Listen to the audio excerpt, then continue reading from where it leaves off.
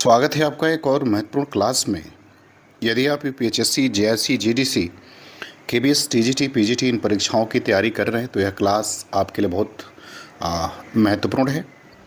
यदि आप चैनल पर नए हैं तो आप चैनल को सब्सक्राइब कर लें, और यदि आपने चैनल को सब्सक्राइब किया है तो आप वीडियो को लाइक ज़रूर करें। तो चलिए शुरू करते हैं आज की महत्वपूर्ण क्लास, और मुझे उम्मीद है कि आपकी होली बहुत अच्छे से बीती होगी। चलिए पहला सवाल देखते हैं। कह रहे कि राजा राधिका रमण प्रसाद सिंह द्वारा रचित कानों में कंगना कहानी कब और किस पत्रिका में प्रकाशित हुई थी। तो आज की जो वीडियो है वो कानों में कंगना और राही इन दो कहानियों से संबंधित है। इन दोनों कहानियों से कि कुछ महत्वपूर्ण प्रश्नों को मैंने इस वीडियो में लिया है। तो आप पहले सवाल का उत्तर बताएंगे, कानों में कंगना कहानी कब और किस पत्रिका में प्रकाशित हुई थी। तो इसका उत्तर आपको देना है। एक है कि 1907 में हिंदी प्रदीप, 1910 में सरस्वती, 1913 में हिंदू और 1911 में सुदर्शन पत्रिका। तो आपको ये बताना है कि राजा राधिका रमण सिंह प्रसाद सिंह द्वारा रचित कानों में कंगना कहानी जो है वो कब और किस पत्रिका में प्रकाशित हुई थी। तो इसका प्रकाशन 1913 में इंदु पत्रिका में हुआ था। विकल्प सी जो है इसका उत्तर सही हो जाएगा। अब आते हैं सवाल नंबर दूसरे में। सवाल नंबर दूसरे में कह रहा है कि कानों में कंगना कहानी राजा राधिका रमण प्रसाद सिंह के किस कहानी संग्रह में संकलित है। तो आपको बताना है कि ये कहानी जो है वो किस कहानी संग्रह में संकलित है। ए कह रहा है कुसुमांजलि, बी कह रहा है अपना पराया, सी कह रहा है धर्मपुरी और डी कह रहा है कि गांधी टोपी। तो आपको ये बताना है कि किस कहानी संकलन में उनके संकलित है। तो ये उनके कुसुमांजलि कहानी संकलन जो है इसमें संकलित है, कानों में कंगना। अब आते हैं सवाल नंबर तीसरा। सवाल नंबर तीसरे में कह रहा है कि कानों में कंगना से संबंधित असत्य कथन है। आपको ये बताना है कि इसमें से कानों में कंगना कहानी से संबंधित कौन सा कथन जो है वो असत्य है। ये कह रहा है कि यह कहानी लेखक ने आगरा में अपने अध्ययन काल में लिखी थी। बी कह रहे कि लेखक ने यह कहानी कहानी प्रतियोगिता में प्रथम पुरस्कार से सम्मानित हुई थी लेखक की यह कहानी। सी कह रहे कि यह प्रेम एवं वासना के अंतर को स्पष्ट करने वाली मार्मिक कहानी है। और डी कह रहे कि कहानी में एक राजकुमारी का निर्धन से विवाह होने की पीड़ा का चित्रण किया गया है। तो आपको ये बताना है कि कानों में कंगना कहानी से संबंधित इसमें से कौन सा कथन जो है वो असत्य है। तो पहला, दूसरा और तीसरा, ए, बी और सी, ये तीनों सत्य हैं, जबकि चौथा जो है वो इसमें असत्य है। तो विकल्प डी जो है वो तीसरे का उत्तर सही हो जाएगा। अब आते हैं सवाल नंबर चौथे में। चौथे में कह रहा है कि तेरा नाम क्या है राही, यह कथन किसने किससे पूछा है। तो आपको बताना है कि तेरा नाम क्या है राही, यह कथन किससे पूछा है। ए, अनीता ने कैदी स्त्री से, बी, कैदी ने अनीता से, सी, जेलर ने कैदी स्त्री से और डी कह रहा है कि जेलर ने अनीता से। तो आपको ये बताना है कि यह जो है कथन जो है वो किसने किससे पूछा है। चौथे नंबर सवाल का उत्तर आपको देना है। तो ये अनीता ने कैदी से पूछा है, अर्थात विकल्प ए जो है इसका उत्तर क्या होगा वो सही हो जाएगा। अब आते हैं सवाल नंबर पाँचवें में। पाँचवें में कह रहा है कि किरण तुम्हारे कानों में क्या है, यह संवाद किस कहानी का है। आपको ये बताना है कि किरण तुम्हारे कानों में क्या है, यह संवाद जो है वो किस कहानी से लिया गया है। ए कह रहा है राही, बी कह रहा है कानों में कंगना, सी कह रहा है आकाशदीप और डी कह रहा है पिता। तो आपको ये बताना है कि किरण तुम्हारे कानों में क्या है, यह संवाद किस कहानी का है। तो यह कानों में कंगना कहानी से लिया गया है, अर्थात विकल्प बी जो है वो पाँचवें का उत्तर सही हो जाएगा। अब आते हैं सवाल नंबर छठवें में। छठवें में कह रहे हैं कि नशा चढ़ा नशा उतर पड़ा, सारी बातें सूझ गईं, आंखों पर की पट्टी खुल पड़ी। संवाद में किस पट्टी के खुलने की ओर संकेत किया गया है। तो आपको ये बताना है कि संवाद में जो है वो किस पट्टी को खुलने की ओर संकेत किया गया है। यह कथन जो है वो कानों में कंगना कहानी से संबंधित है। तो आपको बताना कि इस संवाद में किस पट्टी के खुलने की बात की गई है। ए करे कर्म बंधन की पट्टी, बी करे अज्ञानता की पट्टी, सी करे वासना की पट्टी और डी करे कि आलस्य की पट्टी। तो आपको ये बताना है कि इस संवाद में किस पट्टी के खुलने की बात कही गई है। तो इस संवाद में जो है वासना की पट्टी खुलने की बात कही गई है, अर्थात विकल्प सी जो है वो सही हो जाएगा सवाल नंबर छठवें का उत्तर। अब आते हैं सवाल नंबर सातवें में।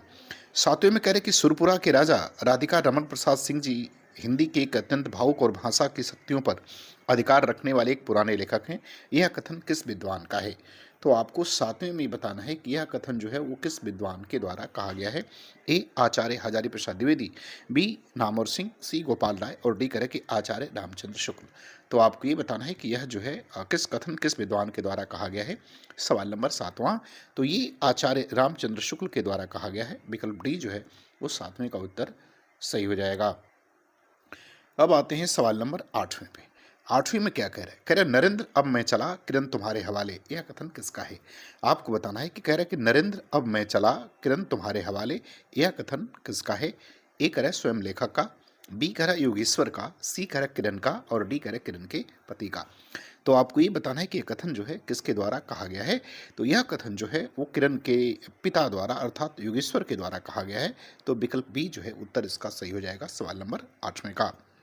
अब आते हैं सवाल नंबर 9 में। 9 में कह रहे कि राही कहानी सुभद्रा कुमारी चौहान के किस कहानी संग्रह में संकलित है। तो आपको ये बताना है कि किस कहानी संकलन में जो है संग्रह में संकलित है। ए सीधे साधे चित्र, बी बिखरे मोती, सी उन्मादिनी और डी है कदम का पेड़।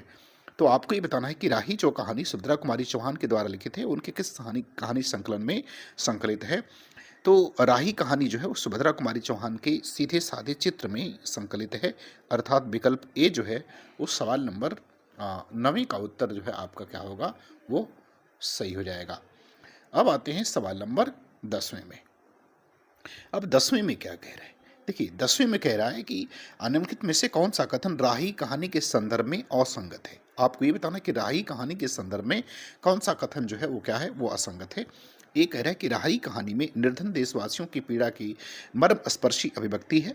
बी कह रहा है कि राही कहानी में राजाओं की विलासिता तथा कर्तव्य पलायन की प्रवृत्ति का चित्रण है। सी कह रहा है राही कहानी में अनीता और राही दो पात्र हैं। और डी कह रहे कि राही एक निम्न जात की महिला है जिसे चोरी के अपराध में कैद की सजा सुनाई गई है। तो आपको ये बताना कि कौन सा कथन जो है वो राही कहानी के संदर्भ में क्या है वो असंगत है। तो कहानी बी जो स्टेटमेंट लिखा हुआ है कथन लिखा हुआ है ये जो है राही कहानी के संदर्भ में असंगत है। अब आते हैं सवाल नंबर 11 में। 11 में कह रहा है कि कानों में कंगना कहानी के लेखक कौन है। तो आपको ये बताना है कि कानों में कंगना कहानी के लेखक कौन है। ए कह रहा है राधिका रमण प्रसाद सिंह, विशंबर नाथ शर्मा कौशिक, दधर शर्मा गुलेरी, चंद्रधर शर्मा गुलेरी होना चाहिए, दधर हो गया है, और राधा चरण गोस्वामी। तो आपको ये बताना है कि कानों में कंगना कहानी के लेखक का क्या नाम है। तो कानों में कंगना कहानी के लेखक का नाम राधिका रमण प्रसाद सिंह है अर्थात विकल्प ए जो है वो आपका उत्तर सही हो जाएगा। अब आते हैं सवाल नंबर 12 में। 12 में कह रहा है कि सुभद्रा कुमारी चौहान को हिंदी साहित्य सम्मेलन में किस पुरस्कार से सम्मानित किया गया था। तो आपको ये बताना है कि सुभद्रा कुमारी चौहान को हिंदी साहित्य सम्मेलन में किस पुरस्कार से सम्मानित किया गया था। ए कह रहा है ज्ञानपीठ पुरस्कार से, बी साहित्य अकादमी पुरस्कार, सी सेक्सरिया पुरस्कार और डी कह रहा है मंगला प्रसाद पारितोषिक पुरस्कार। तो आपको बताना है कि सुभद्रा कुमारी चौहान को हिंदी साहित्य सम्मेलन में कौन सा पुरस्कार दिया गया था। तो वो सेक्सरिया पुरस्कार दिया गया था। विकल्प सी जो है वो सवाल नंबर 12 का उत्तर सही हो जाएगा। अब आते हैं सवाल नंबर 13। 13 में कह रहा है कि मिला तेज से तेज कृति संबंधित है। तो आपको ये बताना है कि मिला तेज से तेज कृति जो है वो किससे संबंधित है। ए सुभद्रा जी की काव्य कृतियों से, बी सुभद्रा जी की कहानियों से, सी सुभद्रा जी की राष्ट्रीय भावना से और डी कह रहा है कि सुभद्रा जी एवं उनके पति ठाकुर लक्ष्मण सिंह के जीवन से। तो आपको ये बताना है कि मिला तेज से तेज कृति का संबंध जो है वो किससे है। तो मिला तेज से तेज कृति का संबंध जो है वो सुभद्रा कुमारी चौहान जी और उनके पति ठाकुर लक्ष्मण सिंह के जीवन से संबंधित है क्योंकि इसमें उनकी जीवनी है अर्थात इसका उत्तर विकल्प डी जो है वो सही हो जाएगा। और कमेंट करके आप जरूर बताइएगा कि मिला तेज से तेज जो है वो कृति किसके द्वारा लिखित है। अब आते हैं सवाल नंबर 14 में। 14 में क्या कह रहे हैं। 14 में कह रहे हैं कि कल तक जो खद्दर भी नहीं पहनते थे बात बात पर कांग्रेस का मजाक उड़ाते थे, कांग्रेस के हाथों में थोड़ी शक्ति आते हुए कांग्रेस भक्त बन गए, खद्दर पहनने लगे, यहाँ तक कि जेल में भी दिखाई पड़ने लगे। यह कथन किस राजनीतिक प्रवृत्ति की ओर जो है वो संकेत करता है। तो आपको बताना कि कथन जो है किस राजनीतिक प्रवृत्ति की ओर संकेत करता है। ए कह रहा है देशभक्ति, बी कह रहा है सत्ता भक्ति, सी कह रहा है दल बदलने की प्रवृत्ति और डी कह रहा है कि स्वार्थ सिद्धि के लिए देशद्रोह। तो आपको ये बताना है 14 में कि यह प्रवृत्ति जो है वो किस राजनीतिक जो प्रवृत्ति है यह किसके तरफ जो है वो संकेत करती है। ये आपको इसका उत्तर जो है वो आपको बताना है सवाल नंबर 14 में। तो यह प्रवृत्ति जो है वो सत्ता भक्ति कहलाती है अर्थात विकल्प बी जो है इसका उत्तर क्या होगा वो सही हो जाएगा 14 का बी। अब आते हैं सवाल नंबर 15 में। देखिए सवाल नंबर 15 में क्या कह रहे हैं। सवाल नंबर 15 में कह रहे हैं कि राही कहानी की मूल संवेदना से संबंधित कथन नहीं है। आपको ये बताना है कि राही कहानी की मूल संवेदना से संबंधित कथन इसमें से कौन सा नहीं है। ए सच्ची देशभक्ति इन गरीबों के कष्ट निवारण में है, बी मानवता से बढ़कर कोई धर्म नहीं, सी कह रहे कि आज़ादी हमारी प्राथमिकता होनी चाहिए और डी कह रहे कि अशिक्षा और अज्ञानता को मिटाकर निर्धर वर्ग का जीवन लक्ष्यमय बनाना चाहिए, लक्ष्यबद्ध बनाना चाहिए। तो आपको 15 नंबर सवाल में क्या बताना है। आपको 15 नंबर में ये बताना है कि इस कहानी की मूल संवेदना से संबंधित इनमें से कौन सा कथन जो है वो मूल संवेदना से संबंधित नहीं है तो आपको इसका उत्तर जो है 15 वाले सवाल में देना है। तो आज़ादी हमारी प्राथमिकता होनी चाहिए, यह मूल संवेदना से संबंधित नहीं है। तो विकल्प सी जो है 15 का उत्तर क्या होगा, वो सही हो जाएगा। अब आते हैं सवाल नंबर 16 में। 16 में कह रहे हैं कि राही से बातचीत के बाद अनीता के मन में अनेक विचार आए, कौन सा विचार उसके मन में नहीं आया। 16 नंबर सवाल का उत्तर आपको ये बताना है कि राही से बातचीत के बाद अनीता के मन में अनेक सवाल पैदा होते हैं, लेकिन आपको ये बताना है कि कौन सा सवाल जो है वो उसके मन में पैदा जो है वो नहीं होता। देश को किस प्रकार स्वतंत्र किया जाए या स्वतंत्र किया जाए।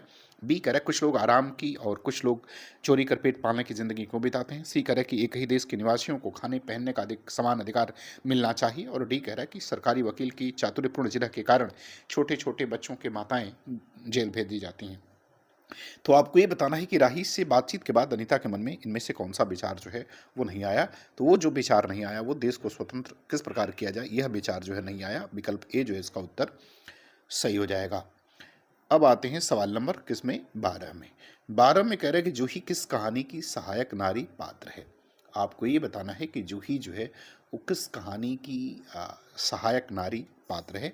कानों में कंगना, दुनिया का सबसे अनमोल रतन, लाल पान की बेगम या आकाश दीप की। तो देखो भाई जूही जो है वो कानों में कंगना कहानी की सहायक पात्र है। विकल्प ए जो है वो कहानी का इसका उत्तर 17 का सही हो जाएगा। अब आते हैं सवाल नंबर 18 में। सवाल नंबर 18 में क्या कह रहा है।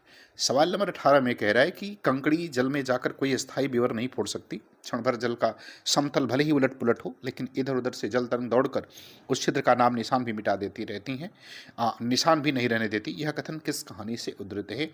तो आपको ये बताना है कि यह जो है वो किस कहानी से लिया गया है, किस कहानी से उद्धृत है। आपको जो है ये इसका उत्तर आपको बताना है। कानों में कंगना, गबन, लाल पान की बेगम या राही। तो ये कथन जो है वो कानों में कंगना कहानी से लिया गया है, अर्थात विकल्प ए जो है 18 का उत्तर क्या होगा, ये 18 का उत्तर आपका सही हो जाएगा। अब आते हैं हम लोग सवाल नंबर 19 में। अब 19 में कह रहे हैं कि निम्नलिखित में से कौन सा अंश कानों में कंगना कहानी का है। आपको बताना कि कौन सा अंश जो है वो कानों में कंगना कहानी का है। मतलब इसमें से ऐसा कोई अंश भी हो सकता है जो कानों में कंगना कहानी का नहीं भी हो सकता है, लेकिन आपको ये बताना है कि कौन सा अंश जो है वो कानों में कंगना कहानी का है। ये आपको जो है बताना है इस सवाल के उत्तर में। एक पहला करें कि जब माखन चुराने वाले ने सर के मटके को तोड़कर उसके भीतर के किले तोड़ डाला। बी नूरजहां के अंचल से कबूतर को उड़ाकर शाहजहां ने कठोर हृदय की धज्जियां उड़ा दी। और 3 कह रहे कि जिस पंचवटी का अनंत यौवन देखकर राम की आंखें बिखिल उठी थीं, वहाँ की निर्वासित अमर तरु की फूलों की मालाएं नहीं चाहिए। और चौथा कह रहे कि ऐसी मुनीश धर्म नहीं जो धर्म धुरंधर धर्मराज को भी धर्म में शिक्षा दे। अब आपको नीचे ये चयन करना है कि कौन सा कथन जो है इस कहानी का अंश है। पहला, दूसरा, तीसरा है। बी कह रहे दूसरा, तीसरा, चौथा है।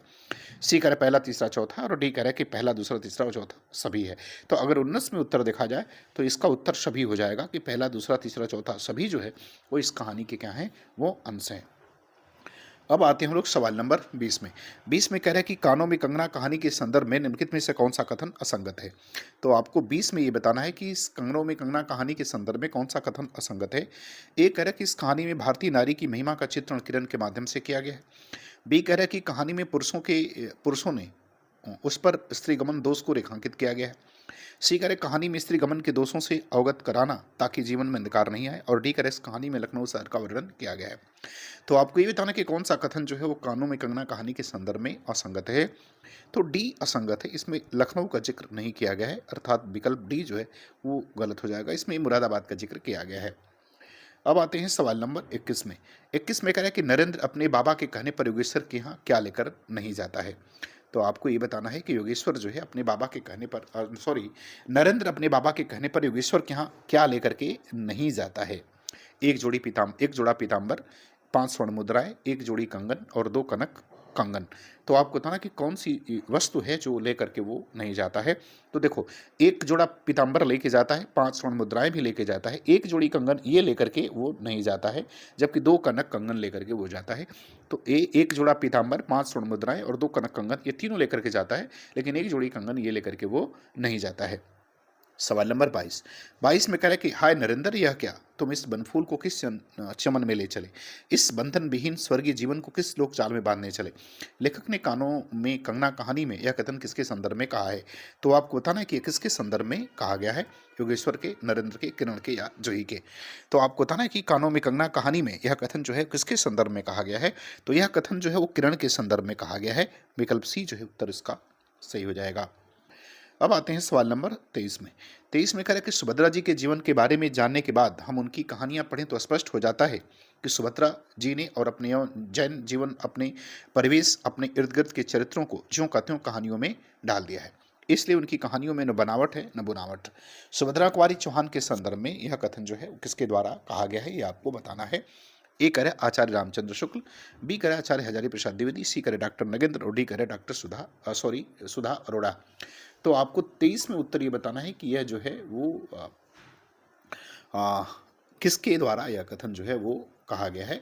तो यह अगर कथन देखें तो यह कथन जो है वो सुधा अरोड़ा के द्वारा कहा गया है। विकल्प डी जो है इसका उत्तर सही हो जाएगा। अब आते हैं सवाल नंबर 24 में। 24 में कह रहा है कि किस कहानी में मांगरोरी की व्यथा से सहानुभूति व्यक्ति हुई है। मांगरोरी की व्यथा से सहानुभूति व्यक्ति हुई है। तो दुनिया का अनमोल रतन, दुलाई वाली, ये अनमोल रतन है। दुनिया का अनमोल रतन, दुलाई वाली, राही या कानों में कंगना। तो मांगरोरी जो जाति है इसका जिक्र जो है वो राही कहानी में है। विकल्प सी जो है इसका उत्तर सही हो जाएगा 24 का। अब आते हैं सवाल नंबर 25 में। राही कहानी में राही किस कारण से चोरी करने पर मजबूर होती है? तो आपको ये बताना है कि राही कहानी में राही जो है वो किस कारण से चोरी करने पर मजबूर होती है। ए उसे पैसे चाहिए थे, बी उसे भूख लगी थी, सी उसे सजा मिल गई थी और डी उसे नौकरी नहीं मिली थी।